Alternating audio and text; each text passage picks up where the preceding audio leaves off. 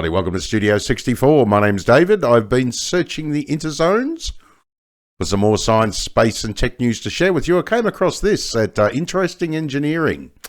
China to launch world's first thorium molten salt nuclear power station in 2025. That is very, very interesting. Let's check this out and see what Kapil Kajal has to say. Now, while uranium reactors depend on solid fuels, thorium reactors use an environmentally safer liquid fuel that operates at a normal pressure. Okay. Love to hear if there are any nuclear chemists out there, nuclear science people, you know. As I say, I'm not a scientist myself, or an engineer of any sort. But anybody out there who knows more about this, feel free to comment, because we'd love to hear from you. In a significant moment for nuclear energy development, China plans to set up the world's first molten salt nuclear power station in the Gobi Desert. Now, the innovative facility, which China claims will start operating in 2025, intends to reshape global energy with its high-end technology and prospects for a safer and greener nuclear power industry. Now, instead of uranium, this plant uses thorium as its fuel. Its reactor does not need water for cooling because it utilizes liquid salt or carbon dioxide to transfer heat and make electricity. Interesting. One advantage of using thorium as a primary fuel lies in eliminating fears over possible shortage resulting from running out of uranium, which is normally used in reactors. This is due to thorium being more plentiful than uranium. Yeah, thorium usage. Now, thorium is an occurring element with radioactivity, has long been known for its potential as a type of fuel in nuclear reactors. Now, unlike uranium-based reactors, thorium reactors have benefits such as improved safety features and long-term and less long-term nuclear waste. Now, the design of the salt reactor, specifically made for using thorium, enhances its advantages by ensuring heat transfer and stable operation. Now, China's choice to develop a thorium salt nuclear power plant shows its dedication to progressing energy technologies and addressing environmental issues linked with traditional fossil fuels. Now, given the effort to cut carbon emissions and combat climate change impacts, exploring energy sources like thorium-based nuclear power is increasingly important. Yeah, I still have arguments with people over nuclear power. They just jump up and down and go, Chernobyl, Chernobyl. Yeah, well, of course. I mean, it was the mid-'80s.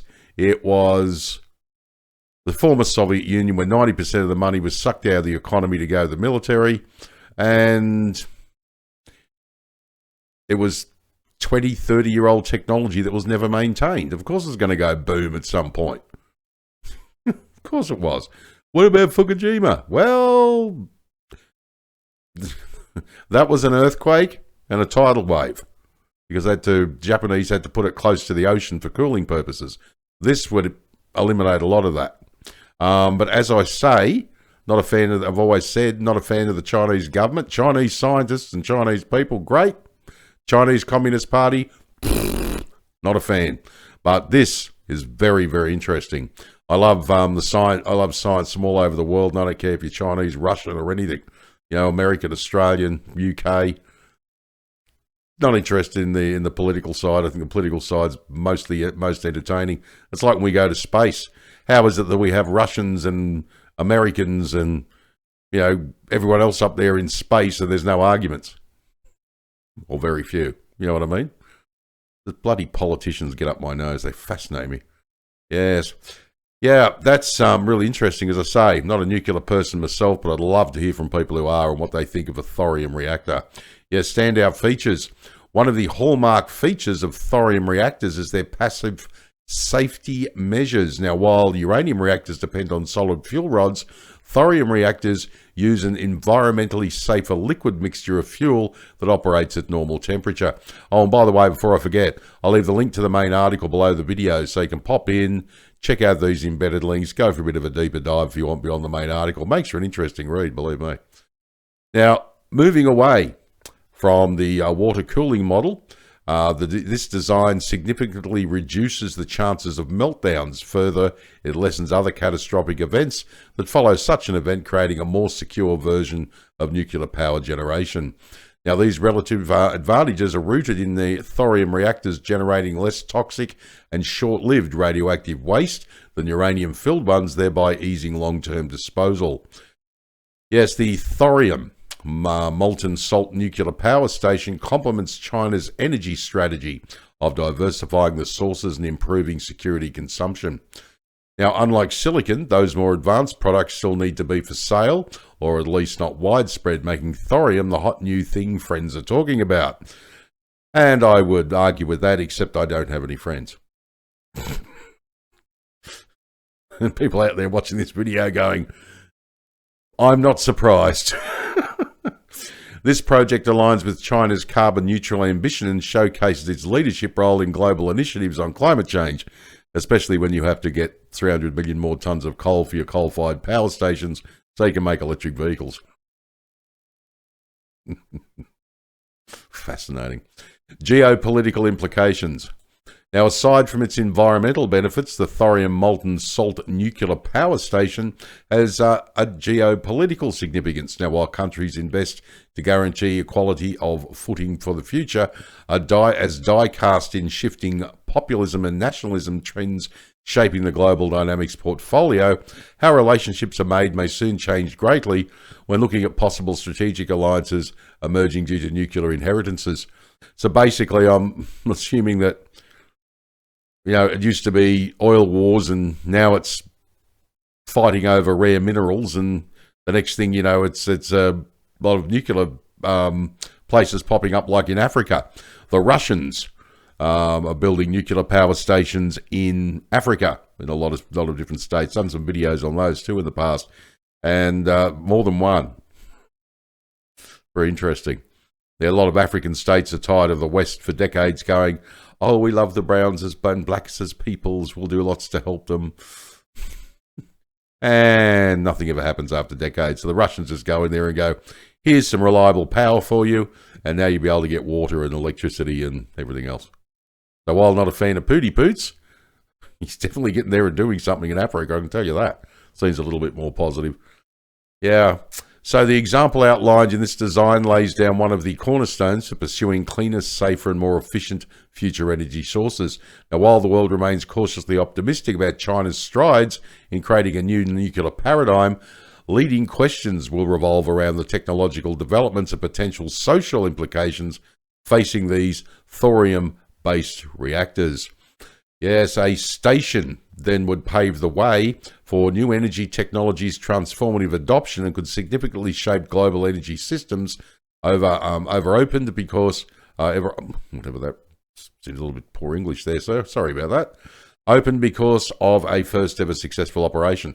I'd like to see one and see what the advantages and disadvantages are. See one in operation. Very, very interesting indeed. Yeah, so if anybody knows more about these, love to hear from you. It'd be absolutely fantastic. I just think it'll be good to look at, because everyone goes, oh, we've got to go green energy. I'm sorry, no. Well, yes, but it's not there yet. We're in the very early stages of green energy, and it's just not working. Like, I mean, in states like Victoria in Australia, state of Victoria in Australia, say for argument's sake, you had 6 power stations, coal-fired ones running at once, and I believe this used to happen in other countries as well. Like France would export power in the US, certain states would export power to other states. In Victoria, they were generating electricity and selling it off over the borders to different states. The issue they had was they decided to go green too quickly and just get rid of the majority of coal-fired power stations too fast. Now, instead of using common sense and going, we'll get rid of one coal-fired power station that's too old to maintain and is getting to the end of its useful life, replace that with green energy, but say leave, I don't know how many there were, but say leave the other 5 running.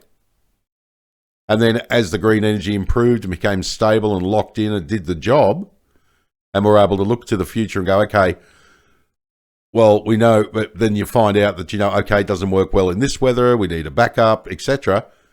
That's fine. Improve the technology. Learn from it. But don't just go, let's unplug every single coal-fired power station. It's like electric cars. We have to go green. We're morally superior by driving an electric car.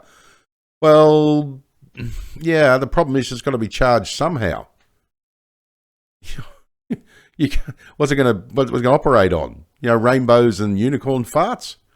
I mean, seriously, come on.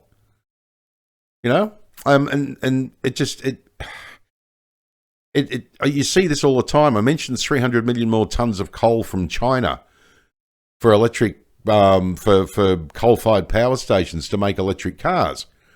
Meanwhile, you're getting the rare earth metals from Africa in places like Democratic Republic of Congo, where the warlords are using rape as a weapon to try and get the ladies over there to keep from the villages to keep working in the bloody rare earth metal mines. You know, so people in the West can buy their completed electric vehicles made in China, drive around with a sense of moral superiority with a Black Lives Matter sticker on the back. You know, come on. Green energy is great. Let's work towards it. But let's stop poisoning the environment. Let's stop exploiting people. It's a modern version of slavery, basically, you know, in the production of these vehicles and the batteries and the everything else. Let's work towards a green future, but let's use common sense. Now, this could be an interim. This could be like a stopgap for us until we get the green energy up and running. So we can go nuclear, but nuclear like this could be a viable alternative for us. And I think that it's definitely worth looking at least. Yeah. All right, well, my name is David. Thanks for joining me for another Studio 64 Science, Space and Tech News update. I shall see you in the next one. If you enjoyed this video, please like, share, subscribe. Greatly appreciate it. If you're up for it, drop a comment down below the video because I'd love to hear what you think. All right, take care. And as I always say, if you can't be good at it. And as I also always say, I'll be back.